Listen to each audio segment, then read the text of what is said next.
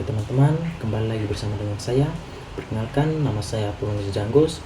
Saya dari Universitas Nusa Cendana, Fakultas Keguruan dan Ilmu Pendidikan, Program Studi Pendidikan Biologi. Pada video kali ini, saya akan menjelaskan terkait dengan isi dari blogger saya. Untuk teman-teman yang penasaran terkait dengan isi dari blogger saya, saksikan terus videonya. Oke teman-teman, di sini saya akan menjelaskan terkait dengan isi dari blogger saya. Langkah pertama yang kita lakukan yaitu tentunya membuka Google Chrome, terus cari saja Apo 31 ict.blogspot.com.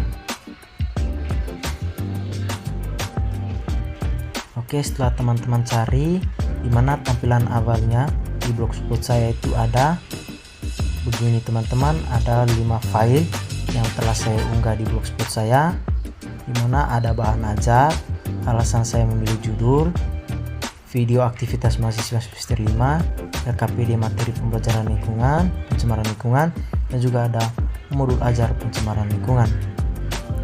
Untuk teman-teman yang penasaran terkait dengan isi dari file-file yang telah saya unggah di blogspot saya, di mana di video ini saya akan menjelaskan satu persatu isi dari file yang telah saya unggah di blogspot saya. Yang pertama yang perlu kita jelaskan bersama-sama adalah modul ajar.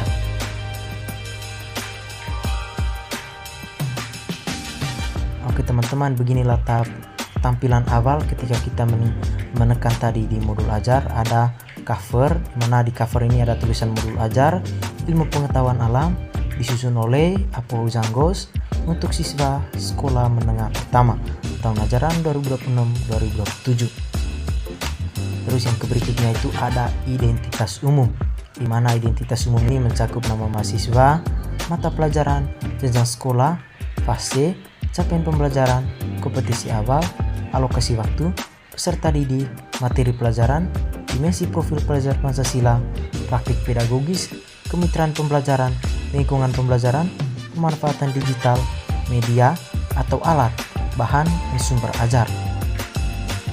Yang berikutnya itu ada langkah-langkah pembelajaran. Dimana ada tujuan pembelajaran. Yang pertama itu peserta didik mampu menganalisis pencemaran lingkungan melalui pengamatan atau studi literatur dengan tepat. Yang kedua itu peserta didik mampu menganalisis dampak pencemaran lingkungan melalui pengamatan atau studi literatur dengan tepat.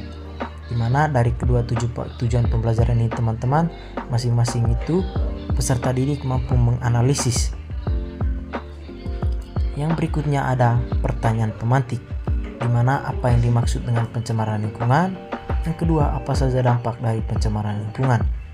Tujuan dari pertanyaan pemantik ini teman-teman untuk mengingatkan kembali, untuk merangsang berpikir kritis siswa tentang bagaimana pendapat mereka terkait dengan apa itu pencemaran lingkungan dan dampak pencemaran lingkungan bagi lingkungan. Yang berikutnya ada urutan kegiatan pembelajaran, di mana ada tahap, pengalaman pembelajaran, dan estimasi waktu. Ada tahap awal, di mana guru memberikan salam dan berdoa bersama, guru mengecek kehadiran peserta didik, mengkondisikan kelas dan pembiasaan. Yang berikutnya ada persepsi, guru menanyakan kepada peserta didik tentang materi yang sudah dipelajari yang dikaitkan dengan materi pencemaran lingkungan. Di mana alur estimasi waktu di sini teman-teman ada 15 menit. Tahap berikutnya yaitu kegiatan inti, di mana ada topik pencemaran lingkungan, model pembelajaran yaitu problem based learning atau PBL. Fase pertama itu berkesadaran, tujuannya membangkitkan rasa ingin tahu dan membantu siswa menyadari relevansi materi dengan diri dan lingkungannya. Ada aktivitas pembelajarannya teman-teman. Yang berikutnya ada fase kedua, bermakna. Tujuan pembelajarannya itu siswa secara aktif membangun pengetahuannya sendiri melalui investigasi sehingga pengetahuan tersebut tertanam kuat dan memiliki makna. di mana masing-masing memiliki aktivitas pembelajarannya, ada eksperimen bermakna, pencarian informasi, dan juga analisis dan diskusi. Fase yang ketiga itu ada menggembirakan, di mana tujuannya itu mengkonsolidasikan pembelajaran dengan cara yang menyenangkan, menantang, dan memberikan rasa pencapaian. Di mana ada aktivitas pembelajaran yaitu konferensi pers ilmiah, kuis cepat dan menyenangkan, refleksi gembira. Di mana estimasi waktu di kegiatan inti ini adalah 50 menit. Tahap yang ketiga itu ada penutup, di mana guru membimbing siswa untuk menyimpulkan materi pada hari ini tentang pencemaran lingkungan. Guru memberikan evaluasi berupa kuis ataupun tugas individu. Guru mengajak siswa untuk merefleksikan diri tentang materi yang sudah disampaikan tadi. Manfaat yang harus kita dapatkan dari materi tersebut. Di mana estimasi waktunya di sini adalah teman-teman yaitu 15 menit. Yang berikutnya ada asesmen pembelajaran. Yang pertama itu asesmen pada awal pembelajaran yaitu asesmen diagnostik. Asesmen diagnostik ini terbagi menjadi dua, yaitu asesmen diagnostik non kognitif, di mana pertanyaannya itu teman-teman ada siswa disuruh untuk mencentang apakah mereka senang mengikuti pelajaran atau tidak. Dan juga ada asesmen pada proses pembelajaran yaitu asesmen formatif, di mana siswa menjawab masing-masing pertanyaan dari asesmen-asesmen yang telah dipaparkan dalam modul. Terus yang terakhir itu teman-teman ada refleksi pengayaan remedial, di mana refleksi guru itu apakah saya sudah menyampaikan materi dengan cara yang jelas dan mudah dipahami oleh siswa. Di sini juga ada refleksi murid, ada rencana pengayaan, dan juga ada remedial teman-teman. Mungkin itu saja penjelasan saya terkait dengan modul ajar. Untuk teman-teman yang penasaran, jangan lupa mampirlah ke blogspot saya dan bukalah modul ajar ini sebagai acuan dari kalian. Oke teman-teman, selanjutnya yang perlu kita jelaskan yaitu LKPD materi pencemaran lingkungan fase D. Dimana tampilan depannya itu teman-teman ada cover, ada LKPD ilmu pengetahuan alam, ada tema, ada nama, dan juga ada kelas. Selanjutnya ada 5 butir soal dalam LKPD ini teman-teman. Masing-masing soal ini menganalisis, dan juga masing-masing soal ini 4C atau berpikir secara HOTS. Mungkin ini saja ya penjelasan saya terkait dengan LKPD. Untuk teman-teman yang penasaran terkait dengan isi LKPD saya, mampirlah di blogspot saya yaitu apple31ict.blogspot.com. Oke teman-teman, selanjutnya kita akan bahas terkait dengan video aktivitas mahasiswa semester 5.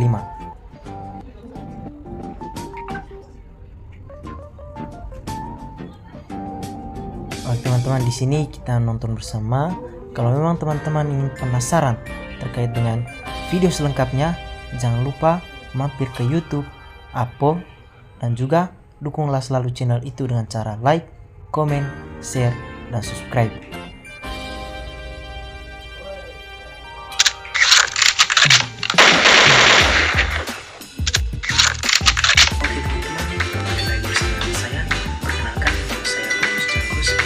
Selanjutnya kita akan bahas terkait dengan alasan saya memilih judul proposal saya, di mana judul proposal saya itu pengembangan media pembelajaran berbasis word wall untuk meningkatkan minat belajar siswa kelas 7 pada materi pencemaran lingkungan di SMPN 1 Satarmese. Di sini teman-teman ada 4 paragraf, di mana saya akan membuat kesimpulan dari 4 paragraf ini. Alasan pertama saya mengambil pengembangan media ini teman-teman yaitu seperti yang kita ketahui bahwa teknologi di Indonesia ini semakin tahun semakin maju, apalagi di bidang pendidikan. Untuk itu kita sebagai calon guru memanfaatkan semaksimal mungkin teknologi ini untuk menciptakan media yang interaktif, menyenangkan, supaya siswa bisa mengikuti pembelajaran, supaya mereka bisa aktif dalam pembelajaran dan membangkitkan minat belajar mereka terhadap pembelajaran. Alasan berikutnya itu kenapa saya memilih materi pencemaran lingkungan. Seperti yang kita ketahui bahwa lingkungan sekolah atau lingkungan kelas itu atau siswa masih kurang menyadari bahwa pentingnya menjaga lingkungan supaya terbebas dari berbagai penyakit, di mana dengan menerapkan pengetahuan pencemaran lingkungan ini, siswa dapat mengetahui apa saja dampak dari membuang sampah sembarangan dan apa akibat jika membuang sampah sembarangan bagi kesehatan mereka dan juga lingkungan, di mana dengan media World Wall dan juga materi pencemaran lingkungan ini dapat meningkatkan minat belajar peserta didik atau daya tarik peserta didik terkait dengan pembelajaran itu semakin tinggi. Mungkin itu saja penjelasan saya terkait dengan alasan saya memilih judul seminar proposal saya. Selanjutnya saya akan menjelaskan terkait dengan bahan ajar materi pencemaran lingkungan.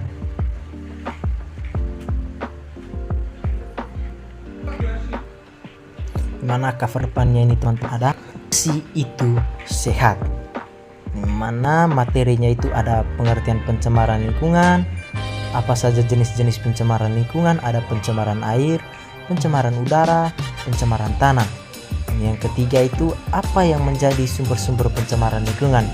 Ada kegiatan industri seperti limbah pabrik, dan juga ada kegiatan pertanian, ada kegiatan rumah tangga, dan juga apa saja dampak dari pencemaran lingkungan itu. Dampak pencemaran lingkungan tanah itu seperti pada kesehatan, dampak pencemaran tanah terhadap kesehatan terganggu pada tipe polutan, jalur masuk ke dalam tubuh, dan kerentanan populasi yang terkena krominum. Untuk itu pencegahannya itu ada membuang sampah pada tempatnya, mengolah sampah organik menjadi pupuk kompos, dan juga menggunakan pupuk pestisida yang sesuai aturan. Yang kedua itu ada dampak pencemaran udara seperti hujan asam, penguapan berasal dari berbagai macam sumber air karena pemanasan sinar matahari, di mana ada beberapa cara mengatasi pencemaran udara, yaitu gunakan bahan bakar yang ramah lingkungan untuk berkendara, lakukan gerakan penanaman pohon untuk memperbanyak produksi oksigen. Yang ketiga itu ada dampak pencemaran air, di mana pencemaran air dapat menyebabkan hal yang sangat buruk bagi kehidupan. Di antaranya itu penyebab banjir. Banjir terjadi karena penumpukan sampah yang menyumbat dan mengalirkan selokan, sungai, serta danau. Cara penanganannya yaitu untuk mencegah agar tidak terjadi pencemaran air dalam aktivitas kita untuk memenuhi kebutuhan hidup, hendaknya tidak menambah terjadinya bahan pencemar air, antara lain tidak membuang sampah rumah tangga, sampah rumah sakit, sampah atau limbah industri secara sembarangan, tidak membuang ke dalam air sungai, danau, ataupun ke dalam selokan. Mungkin itu saja yang saya jelaskan di bahan ajar ini teman-teman. Bagi teman-teman yang penasaran, sampai saja blogspot saya, yaitu apo31ict.blogspot.com. Itu saja video yang perlu saya tayangkan. Terima kasih telah menonton video saya. Untuk teman-teman yang penasaran terkait dengan isi blogspot saya, jangan lupa mampirlah ke blogspot saya, yaitu apo31ict.blogspot.com. Saya tunggu kedatangan dari teman-teman semua.